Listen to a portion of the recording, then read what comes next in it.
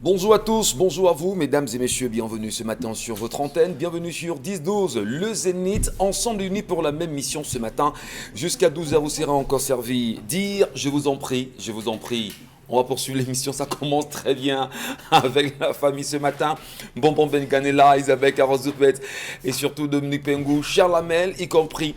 Nous sommes bien partis pour une belle aventure encore ce matin. Allez, qu'est-ce qui se passe au moment où nous vous parlons aujourd'hui à Genève? Des femmes de la diaspora ont choisi également se ramener devant l'hôtel intercontinental, se faire entendre par le président de la République qui serait de ce côté en séjour privé et elles ont choisi d'ailleurs de se dénuder. Qu'est-ce qui peut expliquer que des voix continuent de se lever de la sorte aujourd'hui? Mais comment amener les Camerounais à une belle entente, mais surtout amener le chef de l'État à adresser assurément un mot sympathique à l'endroit de ces Camerounais qui sont déterminés ce samedi à aller à sa rencontre? Comment comprendre cette préparation de manifestation? Comment comprendre en même temps le courroux des Camerounais qui ont choisi depuis quelques jours d'inonder la toile avec des messages un peu plus que compliqués, mais surtout décider de se faire entendre? La question sera forcément sujet au menu de cette édition.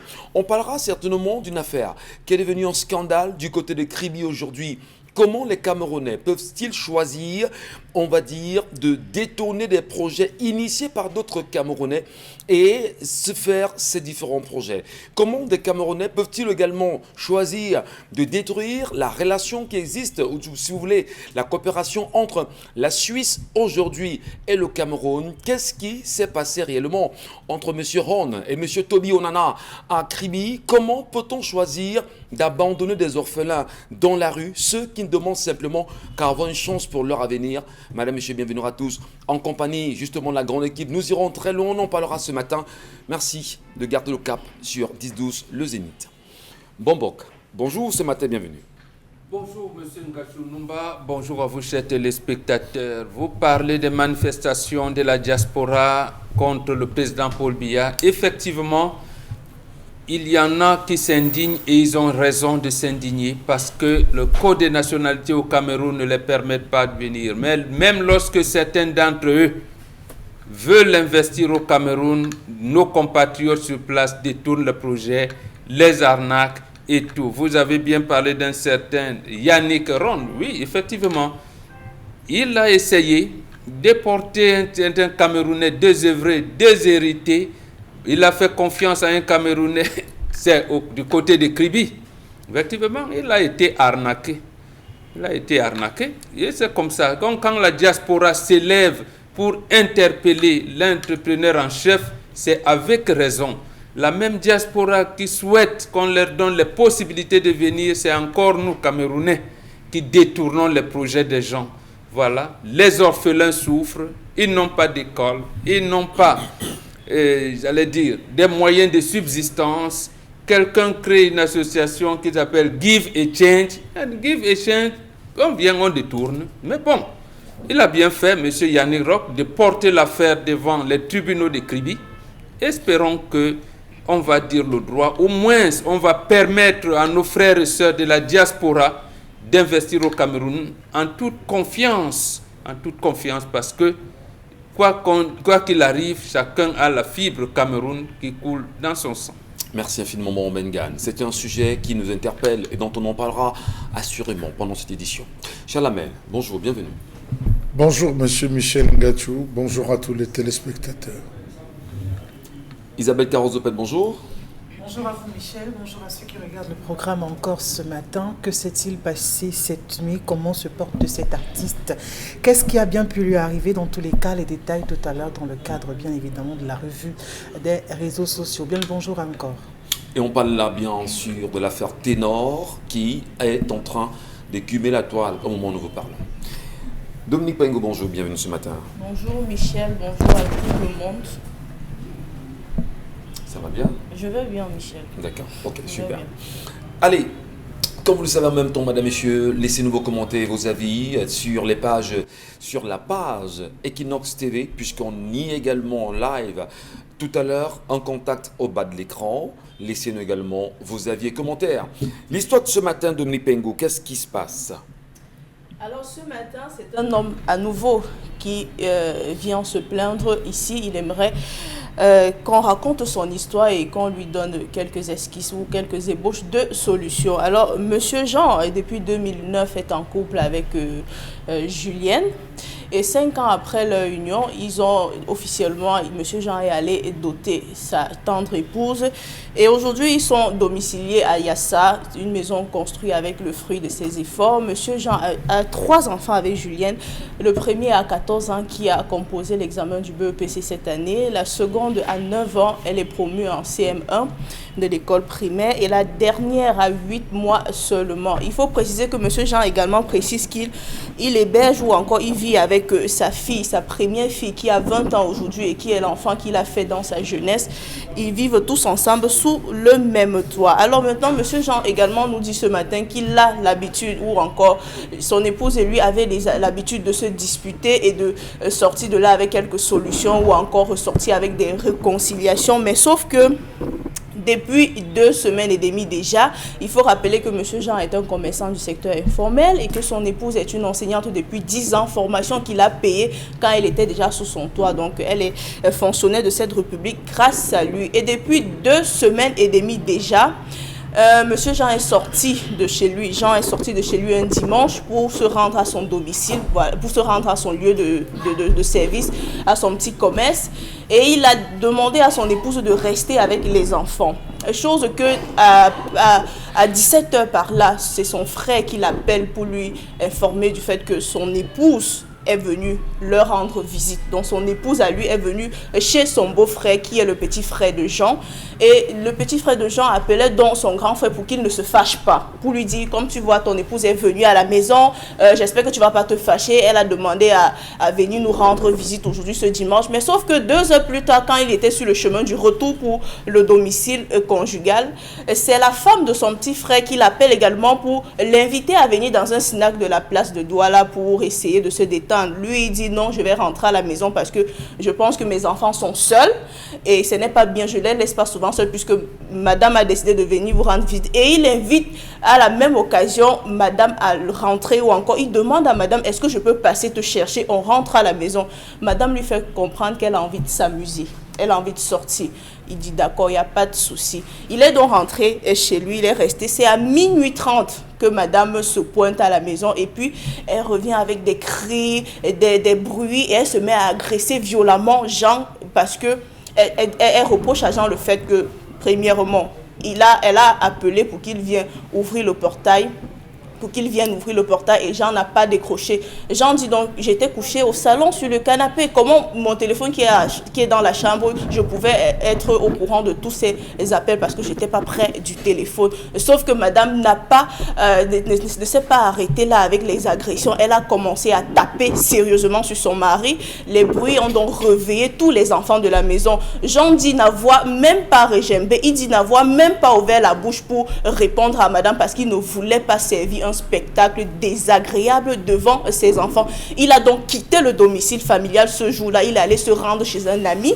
Et puis il dit aujourd'hui que ça fait aujourd'hui 2 semaines et demie qu'il a quitté le domicile familial et qu'il est revenu là une fois pour pouvoir échanger ou encore pouvoir se réconcilier avec madame. Et madame lui reproche également le fait d'entretenir une relation extra-conjugale depuis 6 années avec une femme avec qui il est constamment au téléphone, il appelle sans arrêt et monsieur Jean dit n'avoir aucune relation extra-conjugale. Aujourd'hui, donc, il pose le problème à savoir comment il va faire pour rentrer chez lui. Est-ce que madame, réellement, elle n'a pas un autre problème que ce problème-là? Comment faire face à autant d'agressivité de la part de la fille avec qui il a fait plus de 18 années d'union? Monsieur Jean également demande si est-ce que le fait d'avoir enterré l'autorité, le fait que madame ait enterré son autorité au sein de sa propre maison ne lui donne pas le droit de pouvoir refaire un autre mariage parce qu'il est fatigué de ce mariage-là, il est fatigué de l'attitude de madame, il aimerait avoir les différents avis sur ce plateau. D'accord. Merci beaucoup Dominique Pengou. Et puis on prendra naturellement ses avis dans l'espoir que chacun puisse laisser son commentaire, son avis et des solutions à cette histoire proposée ce matin. Je commence avec vous, Isabelle Carole Zoupette, sur la question. Comment comprenez-vous l'histoire de ce matin? C'est dur, C'est tellement compliqué qu'on se demande où est-ce qu'on va. Bon, les temps. Écouter un monsieur dire que sa femme vraiment a levé la main sur lui, j'ai du mal à admettre, à comprendre. Je ne sais pas si c'est moi qui ai mal compris ou alors c'est justement ce qui s'est passé. Mais dans tous les cas, comment est-ce qu'on fait pour arriver à un tel niveau de violence dans un foyer? C'est-à-dire que quand ça ne va pas pour ma part, il y a des moyens pacifiques par lesquels on peut gérer une tension sans toutefois affecter le regard de ceux qui sont autour de nous. Quand on est dans un foyer, qu'on a des enfants, qu'on a des personnes qui vivent avec nous, qu'on a même des voisins, on ne vit plus pour soi. Le comportement, l'attitude qu'on a aussi, on tient compte de ceux qui sont aux alentours. Ça veut dire que vous pouvez pas, par exemple, mettre le volume à un niveau assez élevé parce que vous tenez compte de tous ceux qui sont autour de vous. Pire encore, levez le ton, levez la main sur votre époux, sur votre mari, sur le père de vos enfants. Moi, je crois qu'il y a des choses qui ne se font pas. Encore que c'est la dame qui est arrivée tard. Donc, si elle est arrivée tard, c'est à elle de dire pacifiquement, s'il vous plaît, ouvrez-moi le portail. Et puis, s'il ne l'a pas fait, ou alors qu'il décide de le faire, vous entrez simplement, vous prenez votre bain, vous cherchez un endroit et vous dormez. Moi, je dis, la vie est tellement belle pour la vivre triste. Il y a des choses sur lesquelles il ne faut pas s'agripper parce que vraiment, il faut protéger son cœur, protéger sa vie, protéger ses enfants qui sont là et qui ne demandent qu'à vivre. Parce que si vous n'êtes pas là aujourd'hui, dites-vous bien que cet homme aura forcément une autre femme et continuera à mener sa vie. Par contre, vos enfants seront en quête d'une maman et tout ce qui va avec. Maintenant, quitter le foyer, moi je crois que c'est aussi une sorte de lâcheté de la part de monsieur. Moi je le trouve assez lâche. Quand un homme estime qu'il est viril, je crois que la virilité d'un homme ne se résume pas seulement aux quatre coins de la chambre, des murs de la chambre ou encore sous une couette. La virilité d'un homme se retrouve également dans les sentiments, dans les actes qu'il peut poser. Donc je dis, quitter vraiment cette maison pour aller réfugier chez un ami, ben, c'est abandon de foyer à la limite. Pourquoi il arrive à faire ce genre de choses? Je ne pense pas. Ça veut dire que c'est une fuite en avant. Ou alors il se reproche des choses dont il n'a peut-être pas voulu évoquer avec Pengou. Donc moi, je pense que tout de suite, il retourne à la maison. Il retourne à la maison, il commence à en parler avec sa femme. Ils entament un dialogue. Ou alors même s'il y a la tension, qu'il essaie de gérer la tension étant à la maison. Quand c'est l'homme qui décide de plier bagage, c'est pour que la femme fasse quoi? Parce qu'on sait très bien que c'est la femme, quand elle est fâchée, généralement, qui dit ok d'accord, je rentre chez mes parents et tout. Mais quand c'est l'homme qui décide de rebrousser chemin, ben, on se pose quand même pas mal de questions. Ça veut dire que son autorité vraiment est jetée quelque part. Il a mis ça sous le paillasson et tout. Je crois qu'il faut qu'il regagne confiance en lui-même, qu'il regagne confiance en lui-même et qu'il essaye de mettre sa femme en confiance, qu'il essaye de discuter. Et je crois que pour une femme, porter main sur un homme, c'est une sorte de... Je ne vais pas utiliser l'expression. On dira c'est beaucoup de courage quand même, porter la main sur son homme, battre sur son homme. Vous dites très bien qu'il a choisi de quitter la maison. Ben, l'histoire ne nous dit pas s'il a tenté une médiation, au moins avec les membres de la famille, avec, je ne sais pas, des proches, des personnes qui ont de l'influence sur la femme ou encore même sur la famille dans sa globalité. La seule personne qui est au courant, c'est son petit frère. Il n'a pas encore tenté de médiation avec les membres de la famille puisque lui-même, il ne parvient pas à se rendre compte de la réalité. Il est étonné de ce genre de comportement de la part de son épouse. Ce qu'il a fait, c'est une première tentative pour retourner, mais cette dernière n'a même pas daigné ouvrir la porte.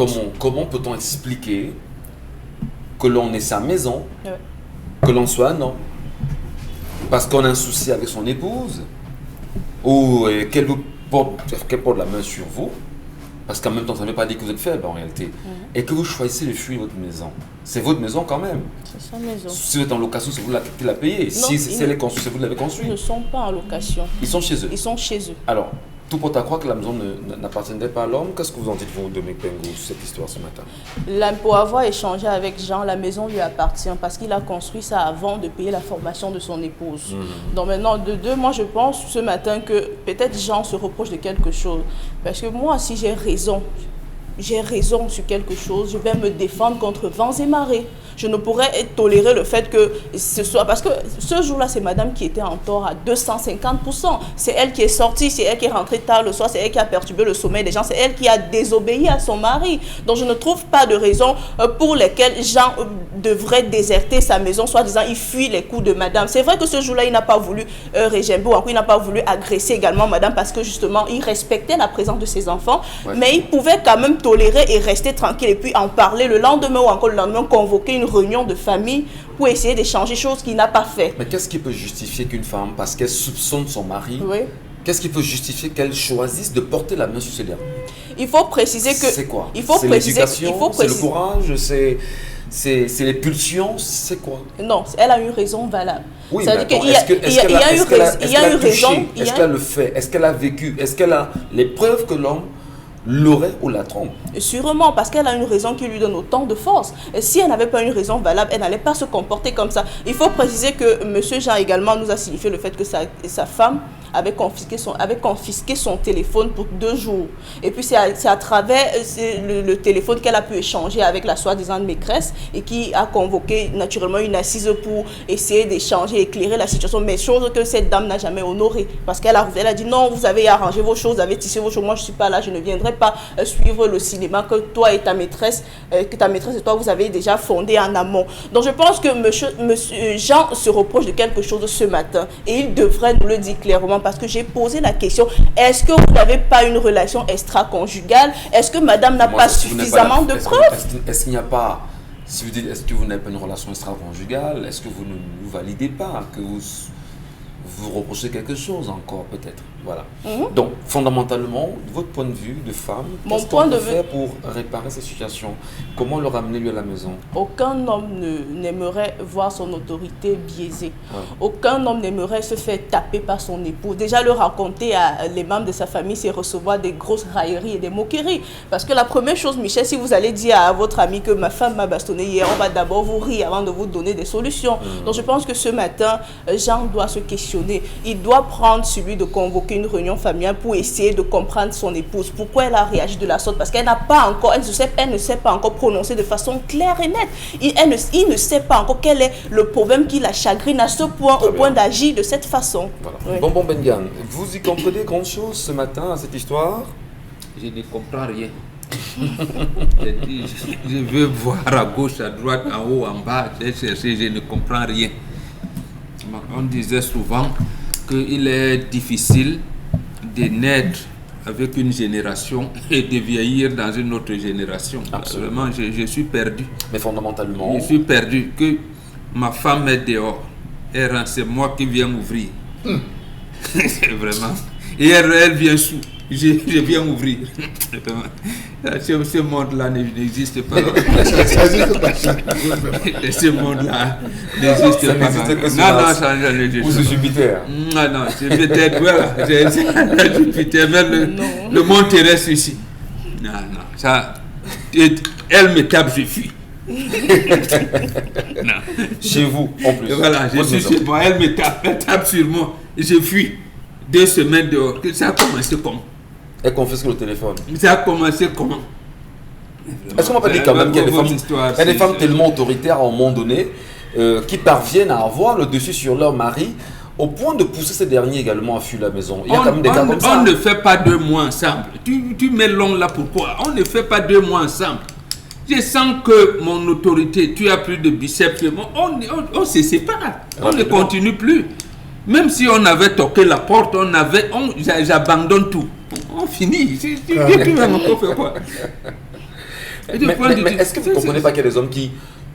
On a eu des soucis comme ça, qui vous disent, bah, on aime bien les femmes. C'est pas des hommes, c'est des omelettes. C'est des omelettes, c'est pas des hommes. C'est pas des hommes. Même en France, vous allez voir au mois de novembre, là, et même ils sortent des statistiques. Le nombre de femmes battues en France, il y en a même qui décèdent. Quand Covid a commencé, là, début 2020, vous avez non, ils ne pouvaient même pas être ensemble. Ils s'est tapé tous les jours. Donc, vous pouvez dire, c'est pas seulement bantou, hein, ça c'est humain. C'est humain. Maintenant, vous pouvez tolérer les écarts de votre femme. Un moment, elle les a tolérés. Bon, vous venez parce que l'heure est tardive, les enfants dorment, vous dites, la femme là, bon d'accord, on peut l'agresser, voilà. Venez vous ouvrir. Mais vous entrez, vous bavardez. Mais vous n'entrez même pas. Je vous laisse là derrière la cour.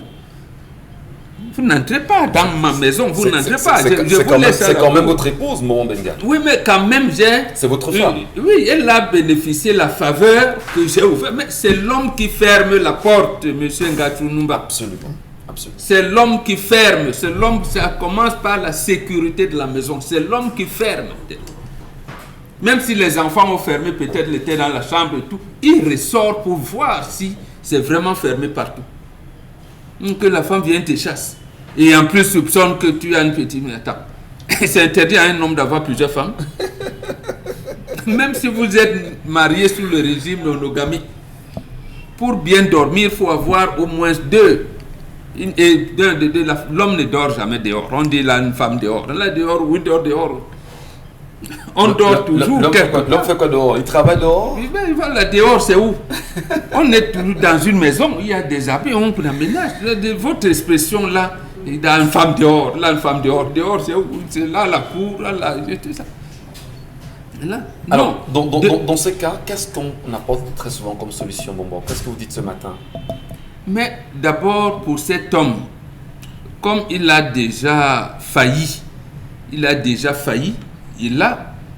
devrait chercher un appui, simplement. Un appui au niveau de la famille.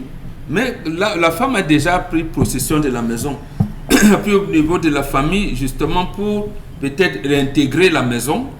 Et, non, ça me dépasse. C'est compliqué.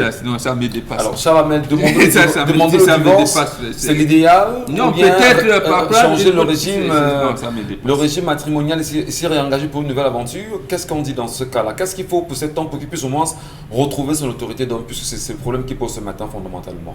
Monsieur Michel Ngachou, quand vous êtes déjà sorti, il ne faut plus rentrer. Pour qui? Pour l'homme? Quand vous êtes déjà sorti, vous ne rentrez plus. Ben, vous êtes sérieux là? Je dis sorti. Je ne me cache pas, monsieur Michel Ngachou. Vous sortez votre maison? J'ai dit, je ne me cache pas. Le jour que je sors, je ne reviens plus. Même si tu as l'or, je ne reviens plus. Comme je suis parti là, je suis. Pour ça, j'ai le cœur. Hein. J'ai le cœur de ça. J'ai dit que je sors, je ne reviens plus. Je t'abandonne. C'est pas trop de caprice là? Mais quel caprice? C'est là où j'aurai mon autorité. Absolument. Tu iras où tu vas dire que yes, j'ai vu quelqu'un, il est sorti. Vrai. Il m'a montré le doudou en plein jour. C'est ça. Quelle est cette femme qui va... Il y a trop de mépris dans cette femme. Il y a trop de mépris, trop de... Comment je vais dire? Cette femme est imbue d'elle. Et d'une enseignante, ça me surprend, hein, monsieur Michel Ngachou. D'une enseignante encore, ça me surprend. Vous savez qu'il y a des corps où on est appelé à vivre avec la tolérance, la douceur, le corps à médecine et l'enseignant, le corps professionnel. On est quand même doux. On veut toujours négocier, mais que ce soit une femme pareille qui brille par une insolence, je n'ai pas envie de dire qu'elle est une sorcière, parce que Mbambok l'a déjà dit.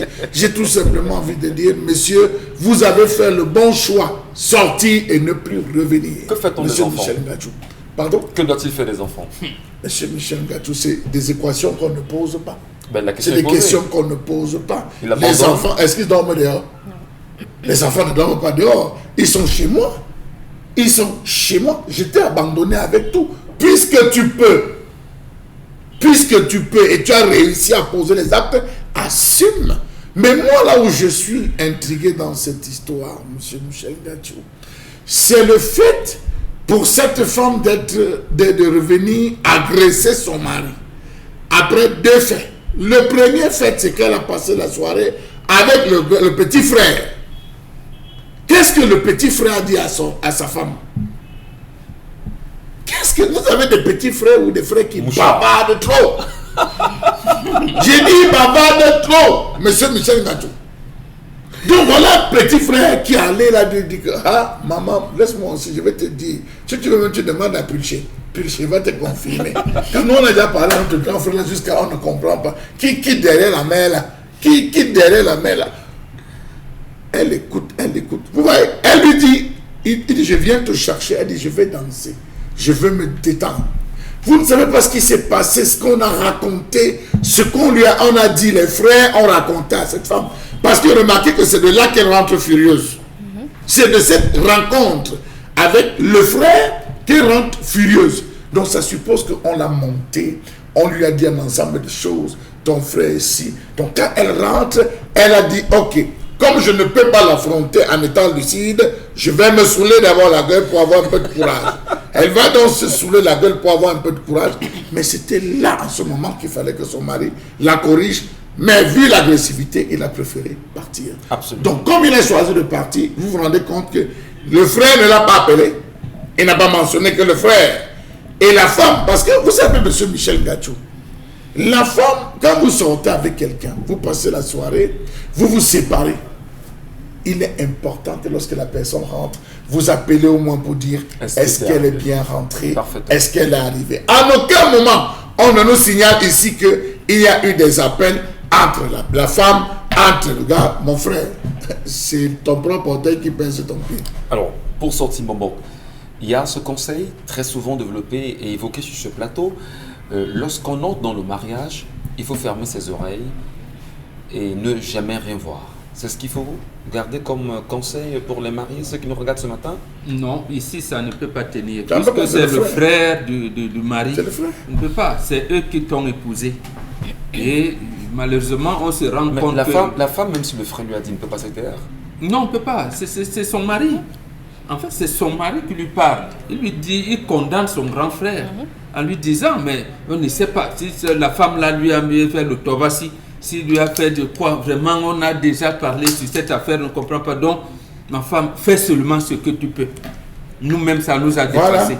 Non, la femme doit justement se référer auprès de la famille de l'homme. Autant que l'homme, c'est comme ça. Non, pour ça, la femme a un bon comportement. Elle soupçonne son mari va auprès de frère de son mari. Non, là, il n'y a pas de... Elle n'a pas mal agi. Voilà Maintenant, le retour, la réponse de son mari, le petit frère de son mari, c'est ça qui envenime la situation. Et là, l'homme se rend donc compte qu'en fait, je n'ai pas de devant, je n'ai pas de derrière. Donc, on me tape même devant mes enfants et ma femme vient d'avoir une rencontre avec mon petit frère. Bon, je parle, mais bon. Est-ce que la question du mariage ici se poserait rapidement pour cet homme, Isabelle Carole? Oui, il aurait dû. Comment vous pouvez rester avec une femme? Bon, attendez, il faut quoi? La polygamie pour lui, c'est ça? D'abord, pourquoi cette femme-là ne devait pas faire 2 mois avec cet homme? Très bien. Il ne faut jamais admettre ça, vous les hommes qui nous regardez. Quand tu vas, voilà la saison des prunes. Si une femme fait 5 prunes, brûle 5 prunes, là, elle mange 3, vous donne 2, chassez la femme. Voilà. Dites-vous que vous ne pouvez pas. Donc, oui, il ne faut pas attendre que ça arrive. Isabelle Carole, est-ce que repenser à notre mariage pour l'homme, c'est l'idéal pour se refaire? Ça peut marcher pour lui? Penser à notre mariage, je crois que ce n'est pas ça la solution. Il faut d'abord que cet homme fasse d'abord un examen de conscience pour lui-même. Ouais. Qu'il essaye de s'équilibrer d'abord lui-même personnellement. Qu'il revienne.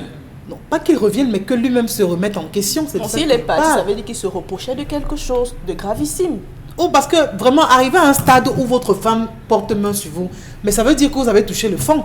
Vraiment, je veux comprendre, mais je n'arrive pas à comprendre. Attends, vous savez qu'il y a les sacs de fourmis maniant qu'on portait là dehors. Non, mais quand même. Une femme vous montre que à partir de maintenant. Oui, mais c'est pas le jour où vous l'avez rencontrée, c'est pas le même jour qu'elle est venue vraiment dans votre maison. Je veux dire qu'il y a quand même eu... Peut-être le jeu était bien caché aussi. Oui, peut-être que le jeu était bien caché, mais il y a quand même eu un espace.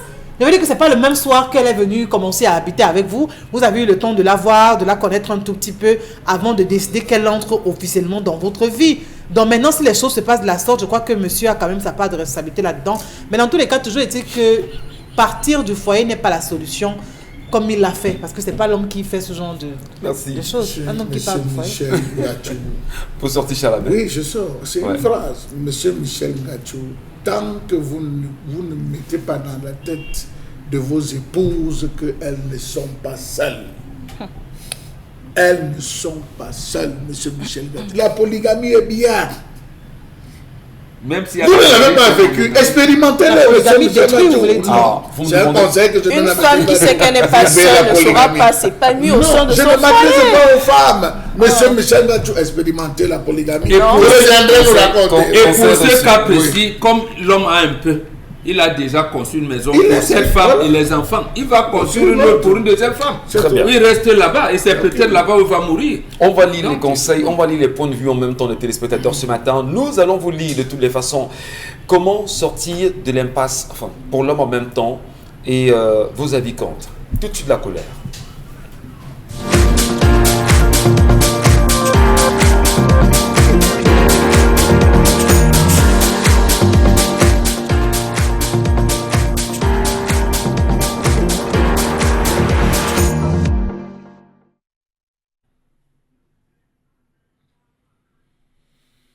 Je m'interroge ce jour sur la question du détournement des fonds, 117 milliards notamment, dans le cadre d'un projet, le projet Enable Youth Cameroun, qui a détourné les 117 milliards mis à disposition pour la réussite de ce projet.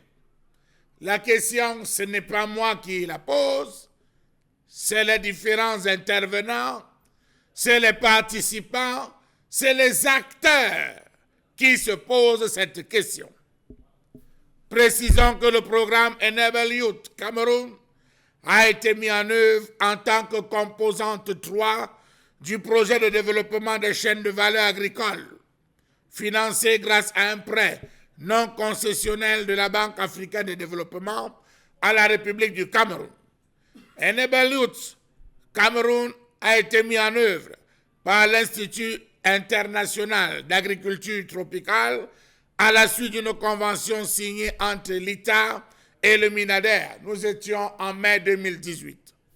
Le projet Enable Youth a été implémenté dans 25 pays en Afrique par la Banque africaine de développement, où il y a eu une réussite totale, sauf au Cameroun. Pourquoi? Question.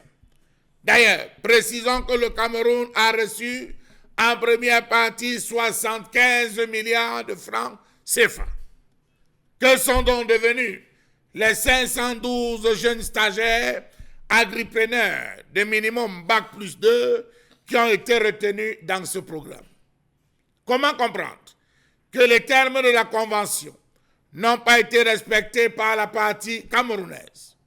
Savez-vous que le financement de la Banque africaine de développement stipulait que ces potentiels entrepreneurs dans le domaine de l'agriculture devaient être logés, nourris, avoir un pécule de 25 000 francs CFA chaque fin de mois.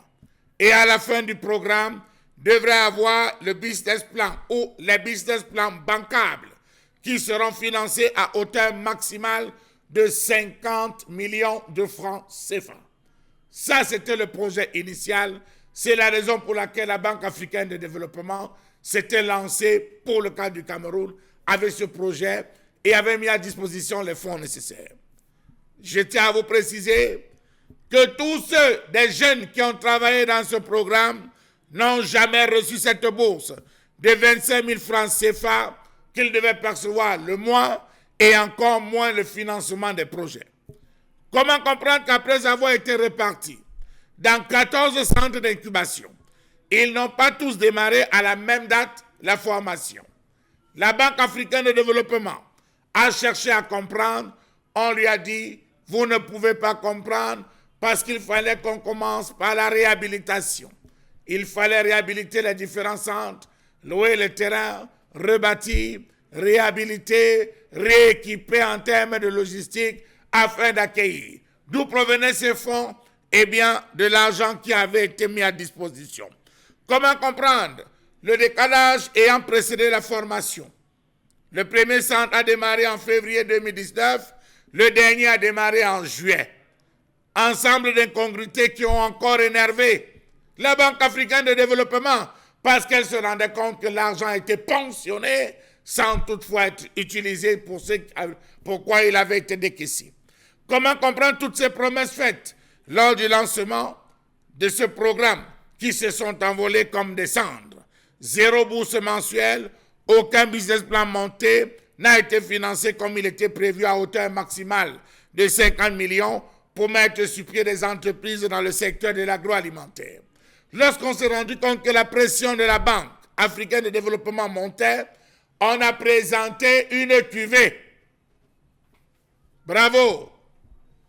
Là encore, le Cameroun a fait fort. On a présenté une cuvée de récipiendaires en disant, les voici, ils sont en fin de formation.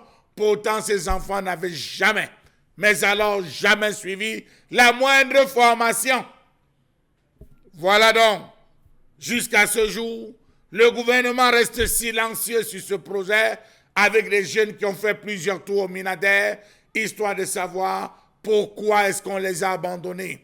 Voilà donc des jeunes hommes et femmes qui ont été abandonnés par le gouvernement après leur formation, réclamant entre autres leur per diem et le financement de 50 millions avec des projets bien montés, bien ficelés, déposés et qui n'attendaient que des fonds.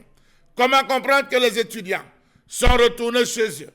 Après près d'un an passé en incubation, après avoir abandonné leur petit boulot, on a fait abandonner la majeure partie des apprenants, l'ensemble de leurs travaux. Il y avait des coiffeurs.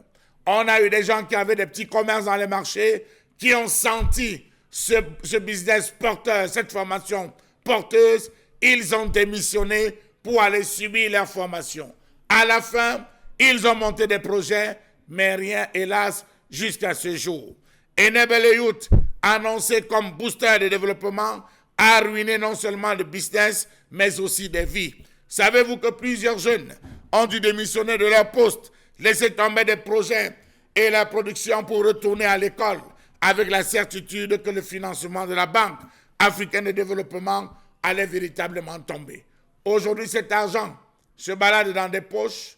Aujourd'hui, on ne pense même pas à ces jeunes, 512 jeunes qui ont été répartis dans 14 centres d'incubation sur le territoire national. Ils ont tout abandonné, ils sont allés se former, ils sont ressortis, mais hélas, aucun projet. On apprend que certains élus du peuple qui étaient mêlés dans ce projet ont plutôt récupéré cet argent, sont allés créer des plantations pour recruter ces individus qui devaient y travailler. Au final, le sentiment qui se dégage en entendant encore l'affaire concernant Enable Youth au Cameroun, c'est qu'on a le sentiment que des gens chercheraient toujours tous les moyens nécessaires pour se faire de l'argent et se gaver, on va dire, de l'argent du contribuable. Comment expliquer qu'aujourd'hui au Cameroun, tout ce qui est supposé être financé, c'est le cas aujourd'hui avec la Banque africaine de développement, qu'on ait le sentiment en permanence que des gens pensent des projets pour estorquer, pour voler de l'argent. Qu'est-ce qui explique ce comportement? Mais avant de comprendre fondamentalement où nous y allons, le projet Enable Youth a quand même une base. Dominique Pengou, comment vous comprenez ce problème et cette colère exprimée ce matin par Charlemagne Mathieu? Ce n'est qu'une succession de dénonciations, des détournements, puisque le projet Enable Youth Cameroun, comme vous l'avez bien dit, avait d'abord un objectif, c'était de rassembler autant possible la jeunesse camerounaise pour pouvoir investir dans des projets et qui vont aller dans le sens en majorité de l'agriculture d'abord déjà. Maintenant, quand on regarde la présentation des critères de sélection de ces jeunes ou encore des critères d'éligibilité, on se rend compte qu'il y a des critères qui éloignent bon nombre de jeunes. Il y a des critères qui éloignent bon nombre de jeunes. Par exemple, rien que celui d'avoir un bac plus 2 minimum qui vous permet d'être éligible ou encore qui vous permet de pouvoir proposer votre projet pour un projet qui est censé être utilisé pour le développement agricole du pays. Est-ce qu'il faut absolument avoir un bac plus 2 pour pouvoir être éligible ou encore pour pouvoir être un potentiel futur agri-businessman? Ça, c'est une question qu'il faut se poser. Maintenant, lorsque on s'est rendu compte, parce que le projet a été initié en 2018, il y a eu un regroupement de 512 premiers jeunes, la première vague. Lorsqu'on s'est rendu compte, parce que ces jeunes-là ont dû faire plusieurs sittings devant le ministère de l'Agriculture et du Développement rural pour essayer de comprendre le pourquoi, après 12 mois passés, c'est-à-dire un an plein de formation, ils n'ont pas été subventionnés avec des bourses de 25 000 francs qui étaient proposées chaque fin du mois dans les clauses. Ils n'ont jamais reçu cela et encore moins, ils n'ont jamais eu vent de ce que leur projet a été sélectionné pour être financé à hauteur de 50 millions de francs de francs CFA maximum. Maintenant, après la tentative là, il y a eu une deuxième organisation encore de 500 autres 12 jeunes qui ont été présélectionnés, voilà, pour pouvoir cafouer les réclamations de la première vague. Et c'était en fin 2019. Jusqu'aujourd'hui, on ne connaît pas où sont passés ces 512 jeunes. Est-ce qu'ils ont même eu la formation de un an qui était celle de la précédente vague? Donc c'est-à-dire que notamment celle de 2019-2020. Voilà, celle de 2020 n'a pas eu de suite parce que c'était la deuxième vague qui venait justifier le détournement des milliards de la première vague. Donc aujourd'hui, on se pose donc la question à savoir où est la suite. Qu'en est-il de ces jeunes qui ont été sélectionnés dans la deuxième vague? Pourquoi le projet n'a pas été implémenté? Le ministère de l'Agriculture et du Développement rural est où? Pourquoi il ne se prononce pas? La Banque mondiale a versé tout son quota financier. Oui, la Banque mondiale la Banque africaine de développement a décaissé de l'argent pour cela. Mais un projet 117 milliards. 117 milliards. Au départ, il y avait 75 milliards de francs CFA qui ont été versés comme avance et puis le reste après. Tout a été versé. C'est allé où? À qui allons-nous demander des comptes aujourd'hui? Ça ne ressemble pas au plan triennal spécial jeune, là, Isabelle Carole Zoupet. On veut bien comprendre. C'est de l'argent qu'on investit. Et c'est de l'argent qu'on met à la disposition d'un pays pour relever le niveau de l'agriculture et permettre aux jeunes qui ont des projets dans le domaine de pouvoir exercer et financer au maximum à 50 millions de francs CFA. Avez-vous entendu parler aujourd'hui des revenus de cette histoire concernant Enable Youth au Cameroun? Isabelle Carole Zoupet. Je crois que c'est le chef de l'État lui-même qui, dans un de ses discours, disait à la jeunesse de retourner à la terre. Et que la terre ne trompait pas. C'est le numéro 1 du pays qui le disait et qui s'adressait justement à ces jeunes. Alors comment comprendre aujourd'hui que ces jeunes qui sont appelés à s'investir dans de tels projets se retrouvent aujourd'hui à mi-chemin, avec que déboussolés? On a une formation, on a ce qu'il faut, on se souvient encore des parchemins qui avaient été remis à la première vague de stagiaires qui avaient participé. Vous remettez ces parchemins, c'est pour faire quoi? C'est pour décorer des maisons? Je ne pense pas. Je crois que quand on reçoit un parchemin, c'est pour pouvoir justement s'affirmer et pouvoir faire valoir les compétences acquises jusqu'ici. Mais maintenant, on ne fait qu'aller de détournement en détournement et se questionner sur l'origine ou encore désormais où se retrouvent tous ces fonds qui ont été alloués justement par cette Banque africaine de développement. Finalement, est-ce que le Cameroun mérite encore de bénéficier des aides venant des banques ou encore des multinationales? Est-ce qu'on mérite encore le faire? L'argent des fonds Covid, vous prenez sur vous de ça. Même si vous ne proposez rien en échange, au moins ce qu'on vous donne, utilisez cela à bon escient. Qu'est-ce que ces jeunes vont faire aujourd'hui? Vous parlez de plus de 1000 jeunes. Qu'est-ce qu'ils vont faire? 1024. Se retrouver dans le secteur, je ne sais pas quoi, en train de vendre quoi, l'arachide, le piment, la tomate au quartier? Je ne pense pas. Je crois qu'il y a tellement d'espace. C'est-à-dire que si on se décide de se lancer dans cette agriculture aujourd'hui et qu'on accompagne ces jeunes, je crois que chacun d'eux pourra sérieusement gagner sa vie sans rien envier à l'autre, sans avoir besoin peut-être de prendre la route, sans avoir besoin de dire que non, ok, je ferai tout pour aller de l'autre côté. Est-ce que ce n'est pas la preuve là justement que l'État fait tout, le gouvernement mis en place, avec la mauvaise gestion ou la mauvaise utilisation de ces fonds alloués par la Banque africaine de développement? N'est-ce pas la preuve que le gouvernement fait tout pour envoyer les jeunes dans la rue, pour envoyer les jeunes justement, c'est-à-dire éloigner les jeunes des problèmes essentiels de la société du Cameroun? Je crois que c'est pas...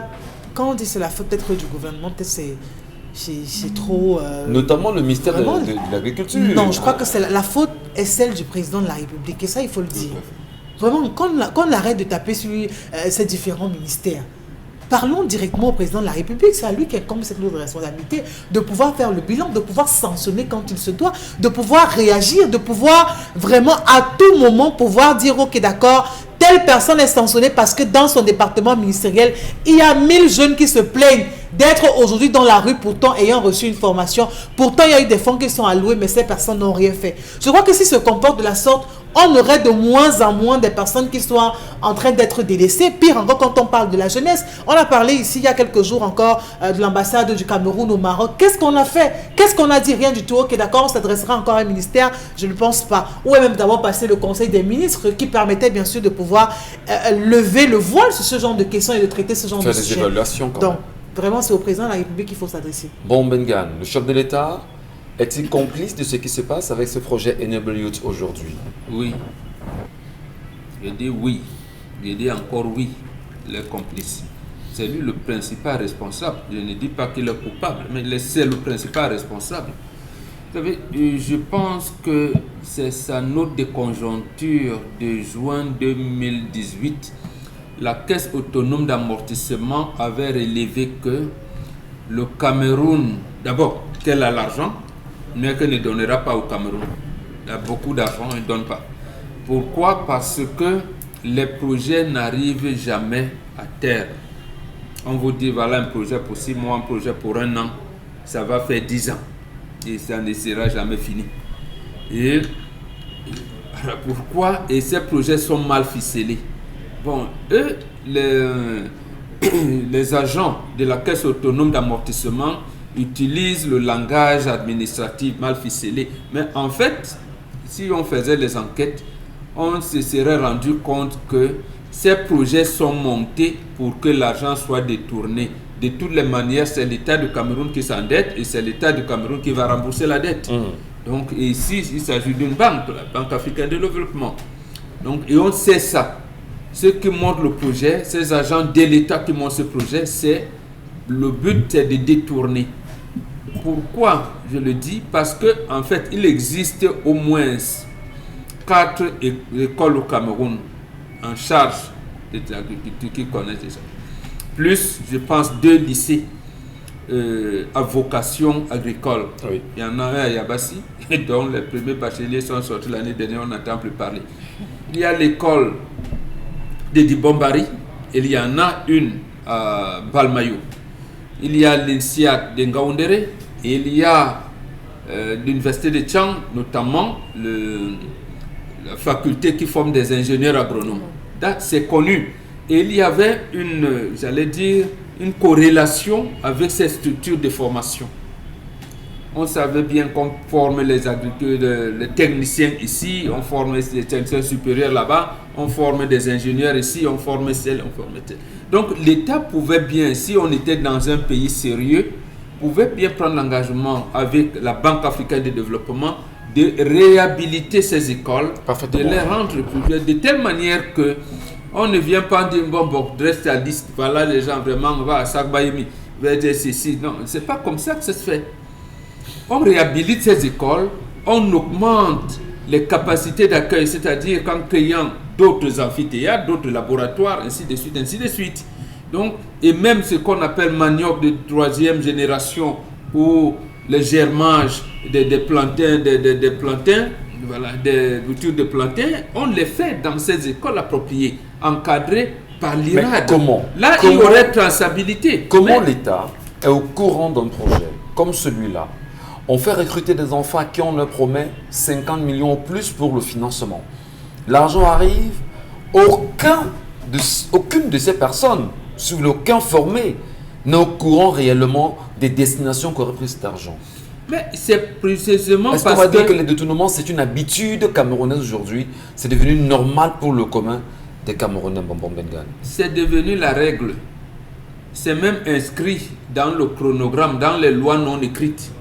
Les lois écrites condamnent le détournement, mais des lois non écrites autorisent le détournement. C'est comme ça, c'est parce que les pratiques sont dans le détournement. Donc nous sommes dans un pays qui sécrète le détournement, la corruption, qui sécrète et entretient cela.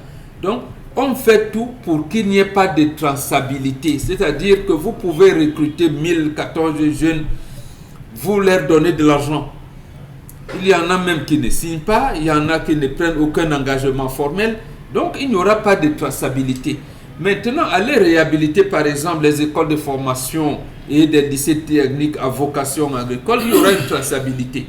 Donc, comme l'État est un peu crédible, parce que nous avons quand même des Camerounais qui travaillent à la BAD, nous avons les Camerounais qui travaillent au Fonds monétaire international, ils connaissent les pichenettes, ils savent que tu viens dans tel guichet, comporte-toi comme ça. Donc, c'est-à-dire qu'ils amènent des camerouniseries là-bas dans ces institutions. Et donc, vous passez par les mains de filet, vous dégagez de l'argent qui arrive chez vous. Après, vous vous débrouillez. Vous vous débrouillez à remplir vos poches, mais à ne pas faire prospérer le projet, justement. Absolument. Donc, merci à vous, madame, messieurs. Merci, Bombor. Merci, Chalamel, Isabelle, Carozoupet et Dominique Pengou. Vous également qui nous regardez ce matin, avez-vous entendu parler du projet Enable Youth? Et quel est bien sûr votre commentaire?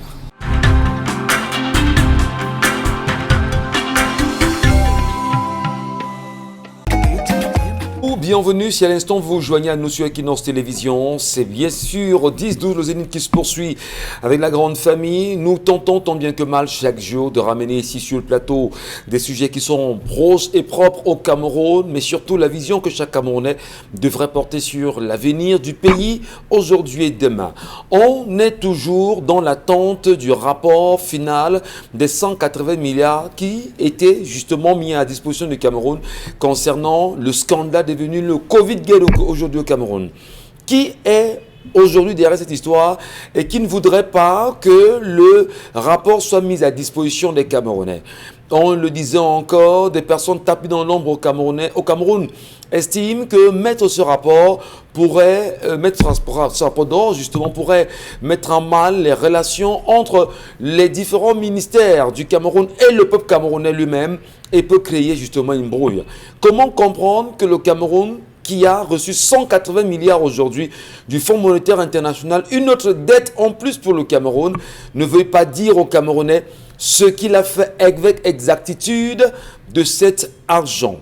Et au-delà de cette question, lundi, sur cette antenne, nous montrions d'ailleurs les images de la prison centrale de Nebel ici à Douala, dans des conditions inacceptables, les prisonniers qui y dorment, mais surtout les frères de la marche du 22 septembre 2020 qui sont encore en saison pluvieuse. C'est extrêmement grave. Après avoir justement présenté ces images ici, des révélations nous font savoir qu'il y a eu une fouille systématique de la prison centrale de Douala-Nebel et on le dit, de nouveaux bâtiments sont en construction et ces prisonniers ne demandent simplement qu'à y retourner et vivre aisément en attendant justement l'évolution des différents procès. Nous continuerons, madame, monsieur, a dit ce qu'il faut dire pour l'évolution du Cameroun avec Mboma Bengan, Chalamel et les autres. Chaque fois, on le rappelle, il faut dénoncer tout ce qui est contraire aux intérêts des populations. Nous parlions à l'instant de la question de Enable Youth. 117 milliards quand même. Voilà encore une autre gabégie. Qui se retrouverait derrière? Comment justifier que la Banque africaine de développement mette à disposition du Cameroun de l'argent et qu'aujourd'hui, qu'on soit incapable de faire un bilan? Charles Hamel, peut-on dire que la justice camerounaise, avec respect, refuserait de faire son travail? Pas d'audit ici? Qui est même caché d'ailleurs derrière cette histoire, M. Mbachou?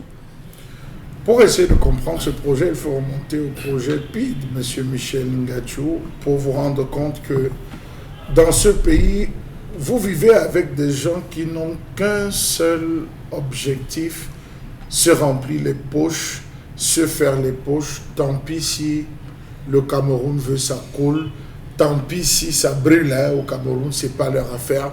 Le plus important, c'est qu'ils aient, on va le dire comme ça, des biens. Parcourez la ville de Yaoundé.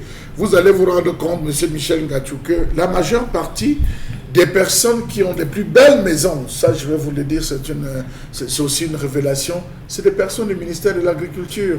Le ministère de l'Agriculture, parce qu'il y a tellement de projets dans le secteur de l'agriculture, au niveau du Minader, ils se bâtissent, ils se construisent des maisons terribles, parce que l'argent coule. Voici un projet. Comment expliquez-vous au Cameroun que lorsque on décide de mettre sur pied un projet, on donne l'impression que c'est à ce moment qu'on se repense, qu'on construit tout. C'est-à-dire, il faut trouver un local. C'est dans l'argent qu'on a donné qu'on va chercher le local. Il faut acheter la logistique, les ordinateurs portables et tout. Tout ce dont on a besoin. Même les fonctionnaires qui sont détachés de leur administration pour venir fonctionner dans ce projet perçoivent double salaire. Dans quelle république? Dans quelle république, M. Michel Ngachou? Ils sont détachés de leurs administrations respectives par rapport à ce projet, mais continuent de percevoir leur salaire. Lorsqu'ils sont intégrés dans ce projet, ils exigent avoir un autre salaire. Ce salaire qui est puisé dans les fonds mis à disposition pour la réalisation des projets. Dans ce projet, vous avez des gens qui touchaient 1 million le mois. 1 million le mois. Vous avez dans ce projet des gens qui sont allés acheter des véhicules 4x4 et pas de n'importe quel type de véhicule pour ce projet. Mais monsieur Michel Ngachou, le Minader, manque-t-il de véhicules? Pour quelle productivité? Pour quelle productivité? Le Minader manque-t-il de véhicules? C'est le président Kagame qui, un matin, se lève et dit il ne comprend pas pourquoi est-ce qu'on doit payer des véhicules aux gens pour qu'ils aillent au travail. Il a supprimé les véhicules, les fonctionnaires. Il a dit le gouvernement n'achète plus. Il a rassemblé tous les véhicules. Il a le stade à Kigali, il a vendu ça au plus offrant en disant, messieurs, vous allez trouver des moyens pour aller au travail. Ben, ils vont voler. Alors, vous avez eu 14 centres, structures d'incubation. Vous avez l'Institut supérieur de management du Mané Ngouba à Konsamba. Vous avez des gens qu'on a pris à Douala, des gens qu'on a pris à Yaoundé, qu'on a envoyés au centre d'incubation de Mané Ngouba. Vous abandonnez tout à Yaoundé, vous partez en Konsamba parce que vous devez former. Donc vous êtes logé, vous êtes nourri, vous êtes entretenu, vous devez percevoir 25 000 francs à la fin du mois, histoire de pouvoir survivre en attendant que vous sortez et vous réussissiez à avoir un projet bancable. Déjà que pendant la formation, vous ne travaillez que sur votre projet. À la fin, on attend le projet pour pouvoir vous donner un financement qui ne devait pas dépasser 2 mois. C'est-à-dire, à l'immédiat, quand vous sortez, le projet est conçu, on vous finance pour la réalisation de votre projet, M. Michel Gadjou. Absolument. On a pris des gens à Douala qu'on a envoyés à Bingela. On a pris des gens qu'on a envoyés en Fou. On a envoyé à Mbembe. On a envoyé à Kribi. On a envoyé à Dibombari. On a pris des gens qu'on a envoyés à Bombang. On a pris des gens qu'on a envoyés à Yabassi. On mutait les gens comme ça. C'est-à-dire, on vous prend à Bombang, on vous envoie à Yabassi. Donc, les gens se sont séparés. Il y avait des gens qui avaient un petit boulot. Il a un tout petit boulot, peut-être le gars se débrouillait comme vendeur d'eau glacée, coiffeur. On lui dit, monsieur, ça va vous prendre le temps. L'important, c'est que vous ayez bac plus 2. On vous récupère, on vous envoie. Vous passez 2 ans, 1 année et demie, 2 ans pour certains. Au sortir, on vous dit merci. Voici les parchemins qu'on voulait vous remettre. Vous avez suivi avec brio la formation. Tenez, passez une bonne soirée, passez une bonne fin d'année. L'État vous remercie. Vous devenez quoi? C'est une vie brisée. Pendant ce temps, les responsables se la coulent douce. Pendant ce temps, tous les fonds mis à disposition sont gérés. Allez voir comment ça s'est passé au Sénégal. Allez voir comment ça s'est passé en Côte d'Ivoire. Allez voir comment ça s'est passé au Gabon. Allez voir comment ça s'est passé en Guinée équatoriale. 25 pays d'Afrique ont reçu ces financements et les ont mis, M. Michel. Et la BAD, dans ce cas, dit quoi? La BAD est obligée de résilier, d'arrêter. De procéder à la rupture, tout simplement. Comme vous n'avez pas pu régler, la BAD, non, elle a préféré 117 milliards. Monsieur Michel Gadjou. Non, on va rembourser. C'était un prêt, c'était un crédit. Monsieur rembourser. Michel Gadjou, on vous dit que comme vous avez donné l'argent, il n'y a pas de maison. Il faut louer la maison. La maison qui coûte 100 000 se retrouve à coûter 350 000 de location pour les bureaux. Il faut la logistique jusqu'au rideau, jusqu'à la tasse, la cafetière. On met tout à l'intérieur. Il faut des véhicules. Il faut la consommation en carburant. C'est le business plan. Ah, d'accord. Pour des fonctionnaires qu'on a mis à disposition pour ce projet. Monsieur Michel, quand on vous détache, on vous envoie dans un projet, vous restez fonctionnaire de l'État. On vous a envoyé dans une mission. On peut comprendre encore qu'on peut vous donner quelques frais de mission, mais exiger un salaire par rapport à celui que vous avez déjà. Voilà pourquoi les projets n'aboutissent jamais. Et le pire, c'est que ces jeunes comprennent, parfois ce sont des jeunes qui n'ont pas fait la formation. Comme vous expliquait tout à l'heure Dominique Pengou, on remet des parchemins parce qu'il faut juste griller et brûler les cartes. Merci beaucoup, cher Lamen Bachou. Merci également à vous. Merci à ceux et celles qui, à l'instant, se joignent à nous. La lecture des messages, les réactions des téléspectateurs. Isabelle Carozopet, à l'instant, très nombreux d'ailleurs, à nous laisser leurs commentaires sur les sujets évoqués depuis ce matin. Bonjour le plateau, ce monsieur se reproche de quelque chose, mais cette dame ne devrait pas porter main sur son mari. Elle a tout gâté, même si elle avait raison. Autre réaction. Voilà, bonjour le Zénith. Cette femme a voulu masquer la bêtise qu'elle a fait ce soir-là. C'est pour ça qu'elle a créé tous ces problèmes. Charles Amel, s'il te plaît, repose-toi. Le Cameroun a tellement de problèmes. Il ne faut pas faire une attaque parce que j'ai l'impression que vous prêchez au désert. Le gouvernement s'en fout de nous au Cameroun, notre beau pays. Où vas-tu, Dorine, depuis Yaoundé qui signe cette réaction. Pour le projet, c'est toujours un circuit de détournement que ces personnes du gouvernement organisent chaque moment pour piller de l'argent des contribuables camerounais. Un jour, ils vont payer même jusqu'à leur 10e génération. Cet homme a bien réagi, c'est un vrai bantou et surtout que sa dignité est très importante. Moi, à sa place, je pars, je ne reviens plus. Autre message. si je pars, je ne reviens pas comme l'on dit, puisque même parmi les enfants, il y a au moins un qui me suivra, même sans passer par le tribunal. Aimé Dimeli qui envoie cette réaction. Autre message. Bonjour, moi c'est Adams depuis Village. Je pense que cette affaire n'a pas sa place dans ce débat. Il aurait dû aller voir des avocats pour ce problème. Et aussi, je n'approuve pas son comportement d'être parti de la maison après tout. Allez voir les avocats. C'est le président du tribunal qui viendra régler le problème de couple.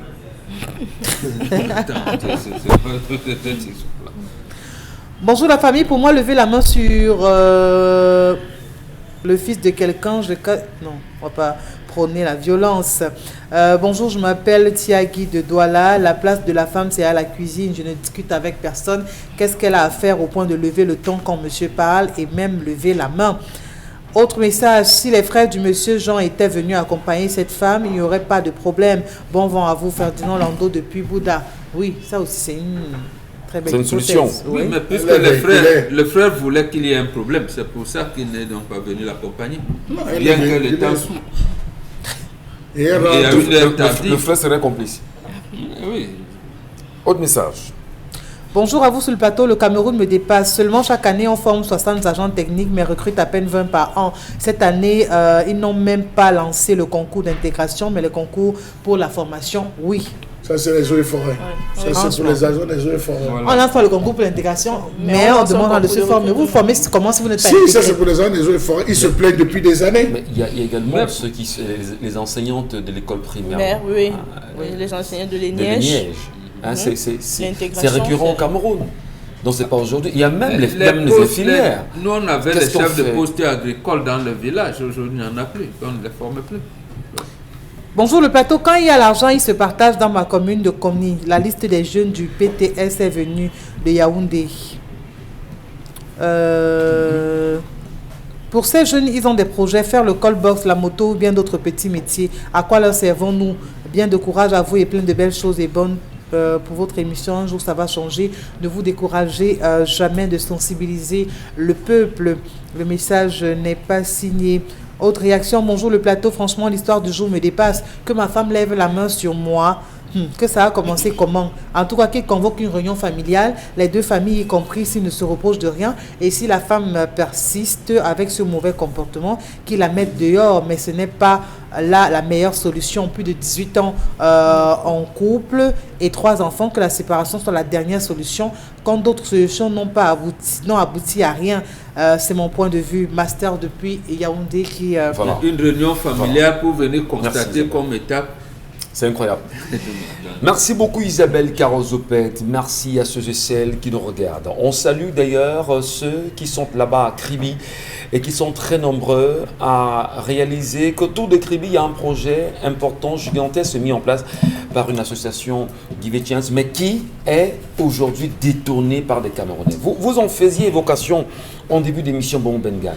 Comment peut-on expliquer que des jeunes Camerounais prennent sur eux de venir donner l'opportunité aux orphelins du Cameroun de s'en sortir, d'avoir une chance d'aller à l'école, d'avoir une chance de devenir quelqu'un demain, et qu'on crée une association et qu'un Camerounais prenne sur lui de détourner le projet de restaurant et tout faire justement pour avoir gain de cause. Mais qu'est-ce qui se passe? Vous parlez à chaque fois d'électement Bombengan. Qu'est-ce qu'on peut dire concrètement? C'est quoi cette histoire-là? Charles Amel aimait le même mot à l'époque, je ne sais pas pourquoi elle a abandonné. Ma part dedans, c'est combien? Donc c'est en haut que ça a été. Voilà, le mapartisme. C'est en haut que ça a été impulsé. Vous venez, vous dites que je vais réhabiliter le site de celui qui a demandé ma part dedans, c'est combien? Donc, deuxième chose, vous remarquez qu'il n'y a plus d'orphelinat au Cameroun. Le trafic d'enfants et tout ça. Et justement, si vous êtes donc comme nos frères et sœurs de la diaspora qui viennent, ils estiment parce que quelqu'un est venu pour un mariage, peut-être pour les congés ou quoi que ça, ils se trouvent qu'il y a des orphelins quelque part qui sont mal logés. Peut-être il y a quelqu'un qui les encadre avec les moyens de bord, comme on dit.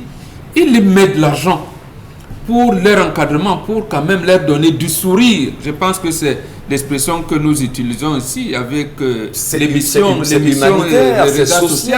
Voilà. Hein? Donc, et ils mobilisent le pont. Il vient, on commence, on apprécie, pour que au moins ces enfants qui étaient pratiquement abandonnés puissent avoir un sourire demain et espérer. Et notre compatriote dit que bon, comme il est loin, il a dit donc, ils ont les héros là-bas, les francs suisses et tout. Ils jonglent avec certains, quelquefois même encadrés par certaines autorités. Donc à un moment, justement, c'est des actes qui sont de nature à, j'allais dire, à discréditer nos frères et sœurs qui sont à l'étranger et qui cherchent l'argent pour ça. Comment comprendre que la diaspora, à chaque fois, ils vous demandent qu'est-ce qu'on peut faire au Cameroun pour aider les Camerounais à aller de l'avant? Qu'est-ce qu'on peut faire? Et que quelqu'un prenne sur lui de se dire, il y a des orphelins qu'on peut déjà commencer à sauver. Et vous prenez sur vous justement de détourner le projet. Est-ce que le Camerounais n'a pas un problème avec lui-même? Ben si, c'est ça le délitement social. Et en plus, le drame, c'est que vous connaissez. Ils se connaissent, comme ce monsieur Yannick Ron. Donc le projet de Kribi concerne un premier chef. Il connaît, il confie quelque chose à son ami. Il commence, il dit, les orphelins, on va les encadrer ceci. Et on crée même, comment vous appelez ça, les forages et tout. Et les restaurants, c'est-à-dire qu'on divise, les restaurants disent, ils doivent manger ici. Ici, tel département, on pourra quand même rapporter quelque chose pour les commodités d'usage. Mais le gars, il change le nom et il détourne pratiquement le projet. De telle manière que le frère, lui, il est à l'étranger, il ne peut même pas justifier le fonds. Il envoie 1000 francs suisses, 1 million d'euros. Il va justifier comment? Puisque l'argent a été détourné. Le projet pour lequel il veut, d'abord, les enfants ne continuent plus. Il ne peut pas justifier là-bas. Finalement, il est mal à l'aise. Et nos frères de la diaspora, sont, j'allais dire, coutumiers de telles exactions que nous commettons ici. Et c'est pas normal, c'est pas bon, c'est pas bien. On parle quand même, cher Lamel, dans cette histoire de 1000 enfants orphelins. 1000 enfants, là on parle vraiment de l'attitude humanitaire. Voilà, que le ministère des Affaires sociales, voilà. Pour une association qui est connue, qui est légalisée, que l'on choisit justement de mettre des enfants dans la rue parce qu'un Camerounais aurait choisi lui-même d'estorquer de l'argent à une association et de s'approprier le projet. Cher Lamel, vous dites qu'on est bien dans ce Cameroun, tout va bien avec la complicité de l'administration. Nous étions en 2016, M. Michel Ngachou, lorsque une association justement aussi avait envoyé tout un conteneur pour comment on va dire, avec des lits, matériel hospitalier pour aider des personnes défavorisées dans certains villages. On est arrivé, il y a eu des complications au niveau du port. On a sollicité l'intervention du ministre parce qu'on disait que ce n'était pas pour vendre. Ça allait directement dans ce centre. Et je peux vous dire qu'une relation proche au ministre qui a confié a dit il faudrait que vous enlevez dedans une quantité qui va aussi dans le village du ministre d'abord. Si vous ne laissez pas de santé, si vous n'enlevez pas une quantité pour envoyer là, ça ne sort pas. Finalement, ils sont tombés d'accord, on l'a fait. Alors, imaginez-vous que ça commence par le sommet, le mapartisme. Il a fallu qu'on enlève 20 lits. On a enlevé 20 lits qu'on a donné, on a fait, lui il a utilisé ça pour aller faire un don. Et c'était passé, mais c'était un média. Voilà, on a dit c'est lui qui a fait le don, pourtant ce n'était pas le cas. Vous avez des gens méchants dans ce pays qui marchent avec leur cœur. C'est-à-dire, ils sont envoyés la main du côté gauche, ils ont enlevé le cœur, ils tiennent le cœur en main, ils marchent avec. Vous allez piquer là, vous ne pourrez pas atteindre le cœur parce qu'ils se sont dotés véritablement d'énergie négative. Ils s'en foutent, comme vous entendez. On a un ministre un jour, parce qu'il était très acculé, a lâché sans se rendre compte que j'ai donné la honte aux chiens. Vous pensez que ça me fait encore quoi? Beaucoup de personnes ont donné la honte. Et ça, c'est le propre du Cameroun. Beaucoup de personnes ont donné la honte. On dit des orphelins, c'est-à-dire ils n'ont ni père ni mère, ils n'ont pas connu d'amour, ils n'ont pas connu d'affection, ils n'ont pas connu la chaleur fraternelle. Ils sont dans une salle avec des gens qu'ils ne connaissent pas. C'est-à-dire, on appelle ça la fraternité de circonstance. Ils se retrouvent avec une fraternité de circonstance.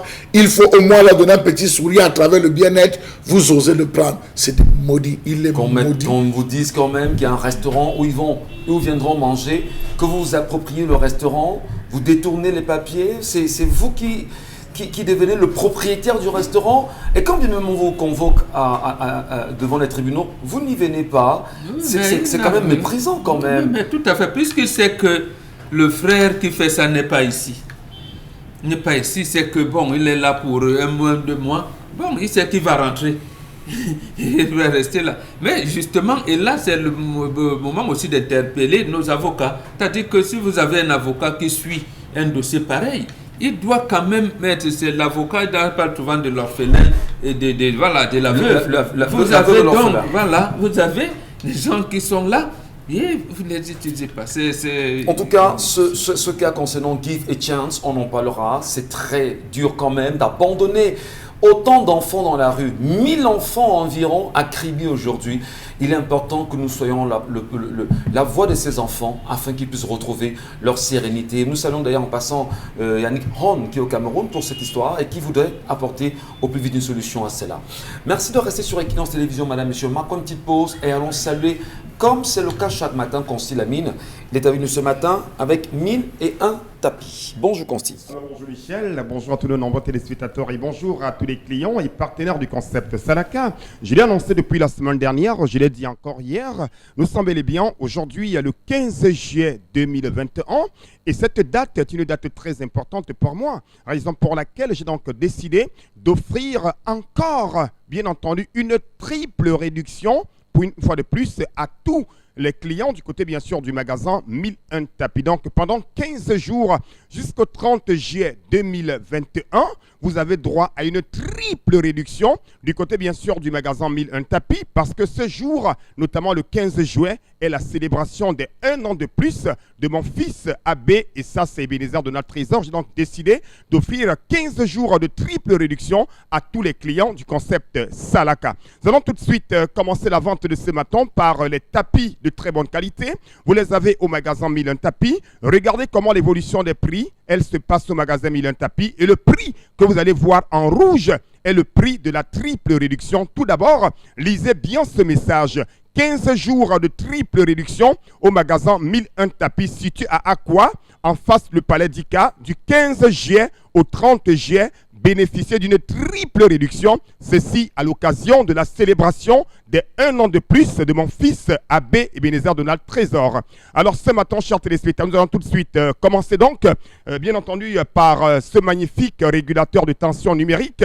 Vous l'avez à 14 500 francs, un régulateur de tension numérique qui coûtait normalement 15 000 au prix de la double réduction, mais vous l'avez actuellement jusqu'au 30 juillet à 14 500 francs, un régulateur de tension numérique du côté bien sûr du magasin 1001 tapis. À côté bien sûr de ce régulateur de tension numérique, on parle également d'un fer à vapeur, un fer à vapeur de qualité. Il a été vendu à 9 500 francs. On a fait une double réduction à 7 000. La triple réduction est de 6 500 francs. Du côté, bien sûr, du magasin 1001 tapis. C'est en face du Palais d'Ika. Valable pour tous les clients, même ceux résidant hors de la ville de Douala. Un fer à vapeur à 6 500 francs. Le baffle musical rechargeable. Le prix de promotion est de 16 000. Le prix de la double réduction est de 13 000 francs. Le prix de la triple réduction est de 12 500 francs. Ce baffle musical qui prend la clé USB, ça le Bluetooth, ça la radio, on peut connecter un micro. C'est un baffle musical rechargeable. Il est transportable facilement. Il est mobile. On peut le déplacer facilement, que ce soit au salon, dans la chambre, dans son champ, même bien sûr du côté du village. On peut déplacer ce baffle musical qui est vendu à 12 500 francs du côté bien sûr du magasin 1001 tapis. Les ordinateurs de bureau, un ordinateur corps de Dio, un ordinateur complet. Vous l'avez à 43 000 francs. Un ordinateur complet avec garantie au magasin 1001 tapis à 43 000 jusqu'au 30 juillet 2021. Achetez un ordinateur complet corps de Dio à 43 000 francs avec garantie. Nous restons toujours dans la triple réduction. Le robot mixeur que vous aviez connu au prix de la double réduction à 17 000, vous l'avez actuellement à 16 500 francs. Un grand robot mixeur 2 bols avec un bol à eau et un bol à sec et un filtre pour tamiser les fruits. Vous l'avez à 16 500 francs du côté bien sûr du magasin 1001 tapis. C'est à Aqua, à Douala au Cameroun. Les rallonges de qualité avec 6 sorties, les rallonges d'origine, vous les avez à 5 000 francs. C'est les rallonges neuves dans leur emballage avec garantie d'un système de sécurité. Ces rallonges-là, vous les avez à 5 000 francs. N'achetez plus les rallonges qui vont faire paf. Non, ça c'est les rallonges de qualité à 5 000 au magasin Milen Tapi. Les régulateurs de tension numérique, pourquoi nous insistons sur... Il est important de sécuriser les appareils. Il est important de protéger les appareils à 14 500 régulateurs de tension numérique. Les laptops Core de Dio, chers téléspectateurs, vous avez le choix entre la marque Dell, HP, Lenovo à 78 000 francs et bien sûr un grand fer à vapeur, vous l'avez à 12 000 francs. Pour dire tout simplement, ne demandez plus virgule, les fers à vapeur virgule, aux voisins, point virgule, parce que le concept Salaka vend les grands fers à vapeur à 12 000 francs avec garantie. Nous restons toujours au magasin Milen Tapi, un grand robot mixeur 2 balles. Le bol à eau à 6 lames, le bol à sec à 4 lames, vous l'avez à 21 500 francs. Du côté bien sûr du magasin Milen Tapi, encore les baffles musicaux, un baffle musical à 12 500 francs, chers téléspectateurs, pour animer, pour danser à la maison, un baffle musical à 12 500 au magasin Milen Tapi. On parle également de plus en plus des fers à vapeur à 6 500 francs. Le stock il est très très limité, chers téléspectateurs. Des fers à vapeur de qualité Charbon à 6 500. On parle également d'un très grand oufeur. Ceux qui ont besoin des oufeurs avec 3 baffles, vous l'avez à 34 000 francs. Ce oufeur de qualité avec télécommande radio à 34 000 ce oufeur. Les détendeurs intelligents IGT avec 5 ans de garantie d'origine danois, vous les avez à 11 000. C'est la triple réduction. Une imprimante 3 en 1. Elle scanne, elle photocopie, elle imprime, vous l'avez à 52 000 francs. Ça se passe au magasin Milen Tapi, en face le palais d'Ika. C'est à Douala, au Cameroun. Merci beaucoup. Ce matin, Madame, Monsieur dit en même temps que ça bouge aussi énormément au Cameroun. Quel est ce document qui a fuité sur les réseaux sociaux, présentant d'ailleurs une lettre de Paul Biya adressée au président français Emmanuel Macron pour lui souhaiter bien sûr ses voeux de bonnes fêtes, on va dire, des bonnes fêtes, hein, des fêtes nationales françaises.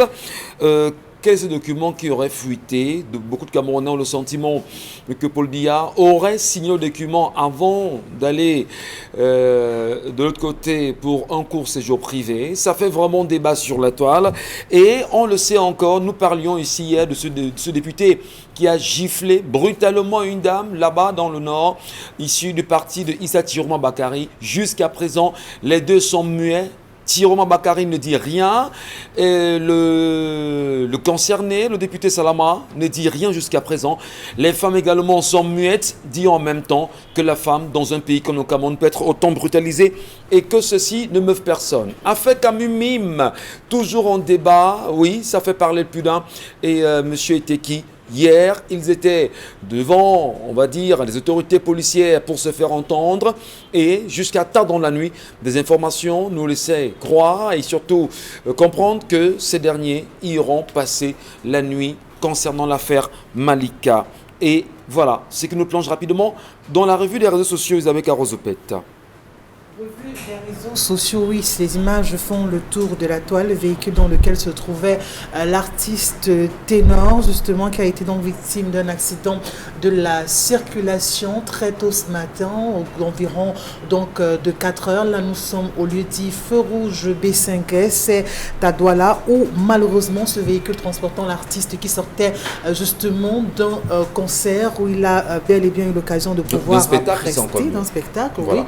Où il sortait justement passer de ce côté, mais malheureusement arrivé à ce lieu, le véhicule justement a heurté ce poteau qu'on peut bel et bien voir à l'image. Au bilan, on parle d'un décès. Voilà, la fille qui était dans ce véhicule serait décédée, elle qui se prénommerait Erika. Voilà, et l'artiste ténor qui est actuellement sous soins intensifs. D'aucuns parlent de ce qui serait actuellement en train de se faire opérer. Rien ne filtre jusqu'ici sur l'état de santé de l'artiste actuellement, mais dans tous les cas, il est bel et bien vivant, ça il faut le dire, mais le choc est tellement grave, rien qu'à voir l'état du véhicule, on peut comprendre la gravité du personnes qui ont pu tout au moins à sortir de ce véhicule. Sur la toile, des messages de réconfort à l'endroit de cet artiste ne cessent de fuser de toutes parts. On a vu Lady Ponce, on a vu tellement d'autres, Nabila, on a vu tellement d'autres artistes et bien d'autres personnalités à adresser des messages de soutien et de réconfort à l'endroit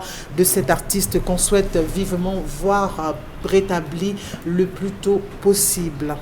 Voilà, et c'est bien sûr Ténor aujourd'hui qui fait la une. Au moment où nous vous parlons, c'est vrai, des images en même temps en notre possession laissent entendre, on va dire des informations laissent entendre que Ténor est, vous l'avez très bien dit, Isabelle Carozopet sous intensif au bloc opératoire de l'hôpital à Kentini ici à Douala. Le manager de l'artiste est attendu pour donner suffisamment d'informations sur son état de santé aujourd'hui. Est-ce qu'on peut dire que ça va très mal pour Ténor ou pas? On attend également la maman de Ténor parce que elle a été interpellée sur les réseaux sociaux. Il faudrait qu'elle rassure au moins ses Camerounais de l'état de santé de Ténor aujourd'hui. Mais il faut dire que Ténor était à Douala pour un spectacle organisé par l'artiste Lidl. Et il était bien sûr de passage. C'est une image effroyable. C'est une information qui a ébranlé la toile depuis ce matin, Dominique Pengou. Et tout le monde est très inquiet quant à la vie de l'artiste Ténor. Vous aussi. Oui. C'est très compliqué puisqu'il était à Douala pour un spectacle du côté de l'Institut français du Cameroun, un spectacle qui était en l'honneur de l'artiste Lidl qui a bien voulu convier son confrère à pouvoir la soutenir par rapport à ce spectacle. C'est très alarmant puisque pour être arrivé ce matin et pour avoir assisté à cette série, il y avait des personnes qui étaient sur les lieux, qui ont vécu l'accident, qui ont raconté les faits. Et ce matin, quand j'arrivais, autour de 4 h du matin, il y avait des jeunes en bas de l'immeuble qui racontaient justement ce qui s'est passé. Et il se dit que Ténor était lui-même au volant de sa voiture. Ouais.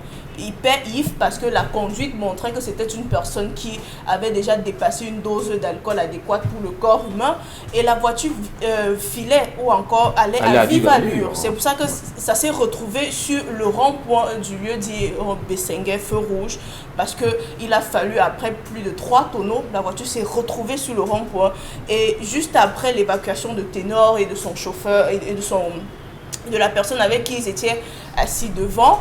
Et juste après l'évacuation également de la jeune fille, la voiture a pris feu. C'est la raison pour laquelle on la voit dans cet état-là, parce que tellement le moteur avait chauffé que la voiture a pris feu. Et donc, le réservoir. Voilà, le réservoir. Voilà. Donc, maintenant, ce qui m'interpelle ce matin, c'est déjà la façon de conduire, la façon de se conduire et la façon de conduire un tel véhicule dans cet état. Peut-être la façon de conduire, mais à un moment donné, on ne va peut-être pas remuer les douleurs. On est tous inquiets déjà de ce que ce soit Ténor. Naturellement. Et on croise les doigts que l'opération se passe.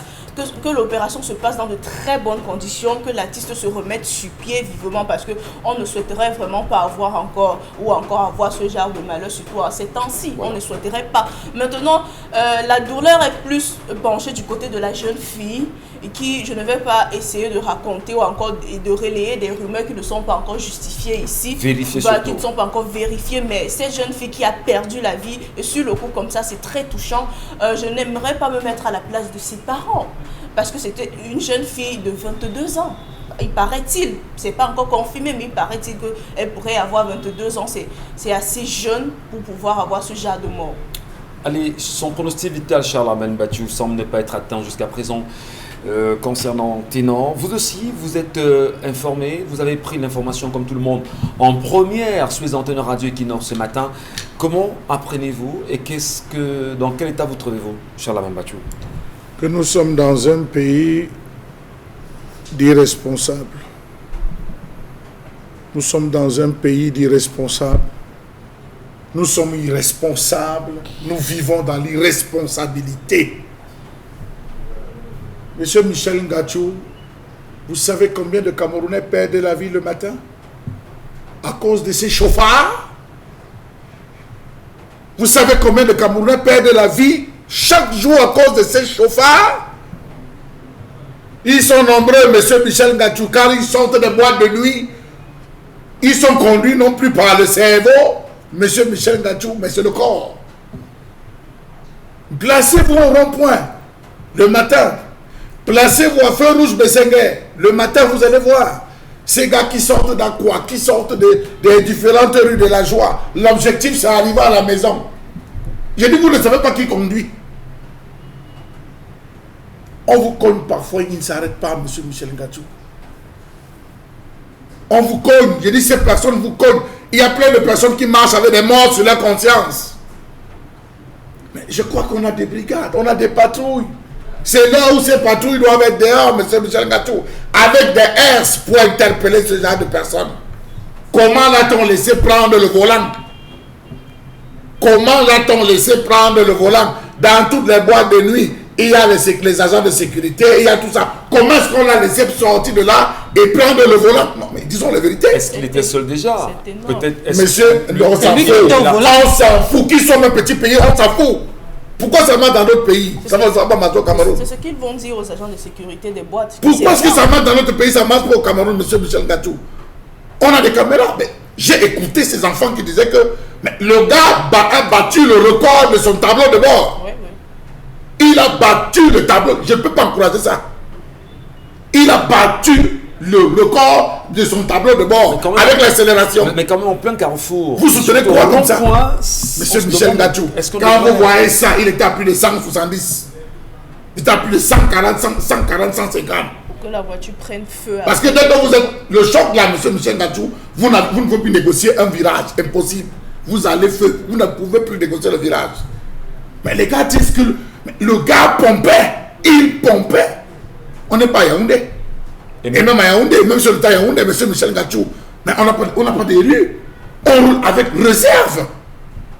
Réserve, monsieur Michel Ngatou. Et c'est ça le drame du Cameroun. On est avec des irresponsables. On vit dans les responsabilités. Ah, on s'en fout. Mais voilà une jeune fille. C'était sa femme? Non. C'était sa fiancée? Point d'interrogation. Imaginez-vous que c'est une fille qui l'a ramassée parce qu'elle suivait la star. Si ça avait été votre fille, si ça avait été votre soeur, monsieur Michel Ngatou, voilà comment les enfants perdent la vie gratuitement. Je ne suis pas ici en train, je tire sur l'irresponsabilité. Ça ne concerne pas que Ténor, ça concerne tous les gens qui se retrouvent dans cet état. Et vivement que l'État du Cameroun, ministre du Transport, qu'on trouve des voies et moyens pour limiter ça. Bengan, c'est une situation quand même assez critique au moment où nous parlons. Qu'on le veut ou non, Ténor est un artiste camerounais de renommée internationale aujourd'hui. On s'en souvient d'ailleurs des dernières images, il y a pratiquement un an, si mes souvenirs sont exacts, 1 ou 2 ans concernant un artiste ivoirien qui était parti quasiment dans les mêmes conditions. Et aujourd'hui, le lien rapidement est fait. Est-ce qu'il n'y a pas lieu, au plus vite justement, de faire quelque chose? Peut-être une évacuation sanitaire, le gouvernement peut se lever, je vais dire n'importe quoi, un bienfaiteur, parce qu'en réalité quand même, c'est aussi l'image de la culture musicale camerounaise qui est malade au moment où nous parlons. Oui, absolument. Il faut tout faire pour sauver la vie de ceux qui sont encore vivants, qui sont sortis de cet accident. Vivants, il faut tout faire pour sauver leur vie. Ça se passera ici à l'étranger, il faut s'en occuper, mais il faut tout faire pour sauver leur vie. Mais le problème, je reviens à ce que Chalamel a dit, il y a l'inconscience, l'irresponsabilité. Il faut le savoir, vous êtes à cette vitesse-là, justement, la route sur laquelle vous semblez rouler, vous semble être un boulevard, alors qu'il y a un rond-point devant vous. Voilà. Donc, en réalité, c'est ça. On est dans le nuage de l'alcool. Conduire en état d'ivresse, quand même, c'est proscrit, c'est interdit. Il faut le savoir toi-même. Il y en a qui pensent que la mort, c'est pour les autres. Les autres. Et surtout, apparemment, l'alcool donne la joie, je ne sais pas. Mais l'alcool, j'allais dire, rend fou. L'alcool rend fou. Vous n'avez plus votre conscience, normalement. Et quand vous êtes sur un boulevard comme ça, notamment la rue, comment on l'appelle, même de l'unité, l'avenue de l'unité, comme on l'appelle, ils pensaient que c'était une route toute droite alors qu'il y avait un rond-point. Donc vous venez, vous cognez. C'est pendant le show que vous vous rendez compte qu'en fait, la route ne continuait pas. Il fallait négocier un passage à vue. Mais bon, c'est difficile, mais il faudrait toujours pour DJ Arafat, je pense que c'est la même chose qu'on avait dit. Nous avons des jeunes, ils sont artistes et nous voulons qu'ils soient en Ferrari, qui roulent en Ferrari, parce que c'est comme ça qu'on voit les artistes rouler. C'est pour cette raison d'ailleurs que nous interpellons le pouvoir public ici pour qu'ils ne volent pas l'argent des artistes musiciens. Qu'on aménage, j'allais dire, leur environnement au point où ils doivent être des milliardaires. Ils doivent avoir les jets privés, les Ferrari, tout ce que vous voulez, les Lincoln. C'est eux qui doivent les avoir et pas les fonctionnaires. Donc quand on les voit dans l'inconscient, dans l'irresponsabilité, peut-être comme ça fait très mal. Ça fait très mal parce que c'est, j'allais dire, l'imagination de leur esprit qui s'en va comme ça et c'est très mauvais. Merci beaucoup Mohamed Gankandji. On va également ce matin adresser nos condoléances sincères à la famille de la petite fille disparue dans cet accident qui a eu lieu très tôt ce matin à 4h au lieu dit Feu Rouge Bessenga ici à Douala, d'ailleurs impliquant l'artiste camerounais Ténor qui, au moment où nous parlons, bien sûr, ce soin intensif au niveau de l'hôpital La Kentini ici, bloc opératoire. On attend encore des informations. Important de rappeler que seule la maman ou encore le manager au moment où nous parlons, sont à même de nous donner des bonnes informations. Et on évite justement d'ameuter le Cameroun et de rester vigilant, mais surtout inviter les Camerounais de partout dans le monde à rester en prière afin que Ténor nous revienne, on va dire, en bonne santé. Oui, mais que les policiers, il y a les groupes ESIR, qu'ils détiennent les clés. On arrache les clés dans le stand-bar. Dans le stand-bar, le bois de l'eau, on arrache. Même si vous êtes sénateur, on vous prend vos clés, vous ne conduisez pas. Qu'est-ce qu'on fait? Vous voulez vous rebeller, on appelle la police. On appelle la police, monsieur. Apparemment, moi je ne suis jamais allé dans une boîte de nuit. Apparemment, c'est le groupe qui sont là. Vous avez des gens qui arrivent en boîte de nuit. En l'espace de 2 heures, ils vous descendent 4 bouteilles de whisky. Quand vous voulez parler, vous dites que c'est quand j'ai même vu que je suis bon au volant. Mais vous parlez de quoi, monsieur Michel Gatou? Et les vigiles, il y a les équipes. Vous connaissez les violences au Cameroun? L'équipe spéciale d'intervention rapide de la police Sion sont dans les nuits. Les détenteurs de boîte de nuit doivent avoir les numéros et les appeler. Vous connaissez la fameuse expression, vous savez qui je suis? Non, Michel, ce qu'il faut dire, c'est que même si vous êtes le bilan est tellement lourd. Parce que bien qu'ils sortent de ce bloc opératoire, qu'ils soient en vie, comment effacer sur sa conscience la mort de quelqu'un? Ça veut dire que toute votre vie, vous ne pourrez plus jamais retrouver le sourire. Excusez-moi de le dire. Parce que vous aurez cette mort sur la conscience d'une jeune fille qui est décédée entre vos mains. Parce que vous n'avez pas eu cette maladie, vous avez eu la maladresse de rouler à vive allure. Et pire encore, ce bilan aurait été lourd si on l'avait été à une certaine heure. Là, on parle de ce que, voilà, ce n'est que les occupants du véhicule qui ont pu être victimes de cet accident. Mais imaginez, vous connaissez, vous et moi, le lieu du Feu Rouge Bessenga, on sait très bien comment ça afflue de monde à une certaine heure. Voilà. Donc vous imaginez que cet accident... On roule doucement. Non, Michel Gatou, si on avait été à 6h ou à 5h du matin, ce bilan aurait été tellement catastrophique. Oui. C'est parce que là on est à 4h et que vraiment il n'y a plus tellement de flux à ce niveau. C'est pour ça qu'on se retrouve avec des personnes du véhicule qui soient concernées. Maintenant, quand des gens estiment de prendre des chauffeurs, c'est pas à dessein qu'on a un chauffeur, Michel Gatou. C'est pas à dessein qu'on a un chauffeur. Quand on décide d'aller à un spectacle, d'aller en boîte de nuit, d'aller s'amuser, on a un chauffeur parce que le rôle du chauffeur, c'est de pouvoir ne pas boire quand les autres boivent. Oui, parce que lui, il a l'obligation de vous ramener chez vous comme il se doit. Donc, si vous êtes dans l'incapacité, votre chauffeur a la mission de vous ramener dans de meilleures conditions. Vous qui êtes artiste, parce qu'un artiste, ça, il faut le dire, un artiste éduque.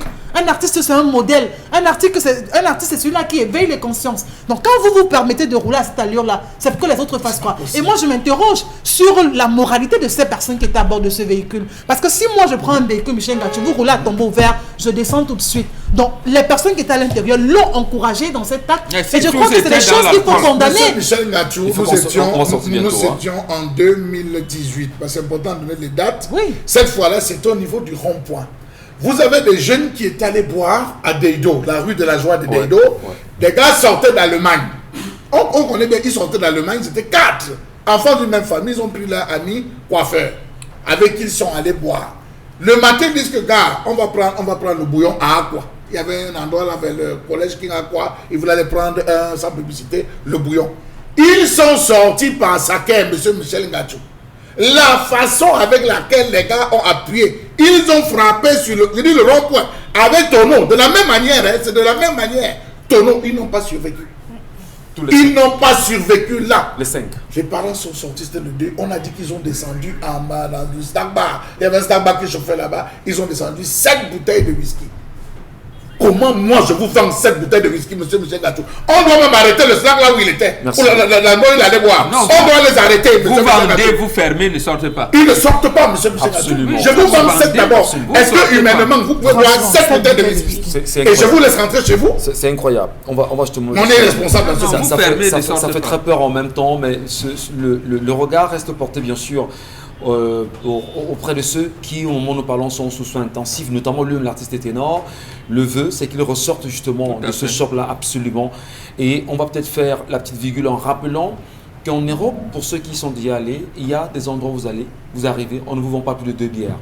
Quand vous voulez boire une 3e bière, on appelle la police. Oui. Et on vous dit, vraiment, on a quelqu'un ici qui veut se suicider. Voilà. Mais au Cameroun, on sait justement la libéralisation qu'il y a dans le secteur. Mais La c'est les consommation cuvettes. abusive. C'est les cuvettes. J'ai appris D'accord. que c'est les cuvettes. Ça dérange On pas. a c'est- fait les cuvettes. Donc, pour avoir une place Vraiment. assise, c'est la Voilà, on dit cuvette le- des 10. le- Vraiment, il faut qu'on fasse quelque chose. Charles Amel a demandé qu'on essaie au moins d'enquêter même sur le snack Snack bar, bar là où il les était. snack bars dans lesquels Oui. sont arrêtés Oui, avant oui, d'arriver à ce niveau. oui. Parce qu'il faut savoir qu'est-ce qu'il a bu, Oui. qui sont ceux avec qui il a bu et pourquoi l'a-t-on laissé boire autant Tant. avant de prendre le volant.